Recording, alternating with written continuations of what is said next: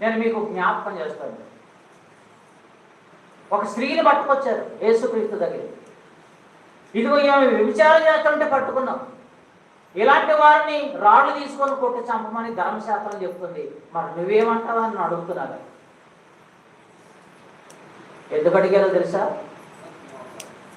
ఎందుకు అడిగారు అంటే ఆయన బోధలో ఏం చేశాడంటే పాపులను రక్షించడానికి నేను వచ్చాను అన్నాడు. ఏమన్నాడు ఆయన?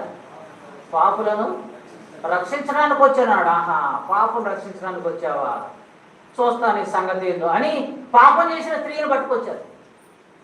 ఒక పక్క ధర్మశాస్త్రం అని చెప్తున్నారు, ఇదిగో ఇలాంటి వారిని రాళ్ళు తీసుకొని కొట్టి చంపమని ధర్మశాస్త్రం చెప్తుంది, నువ్వేం చెప్తావు అంటున్నారు. అంటే ఇప్పుడు ధర్మశాస్త్రం చెప్పినా నేను మాత్రం రక్షించడానికి వచ్చాను అన్నాడు అనుకో, ఓహో ధర్మశాస్త్రానికి విరోధి ఇతను, దేవుని మాటలకే విరోధి ఇతను, ఇక ఈ తప్పు చాలని పట్టుకుంటారు. లేదు ఒకవేళ ఏమని విడిచిపెట్టండి అంటే ధర్మశాస్త్రాన్ని వ్యతిరేకించిన వాడు అవుతాడు.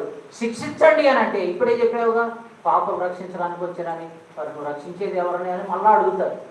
అంటే రెండు వైపులా మాదే గెలుపు,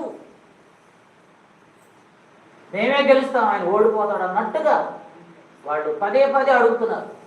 ఏం చెప్తావో చెప్పు, ఏం చెప్తావో చెప్పు అని. ఆయన ఏం చెప్పాడంటే, ఏం చెప్పాడు ఆయన?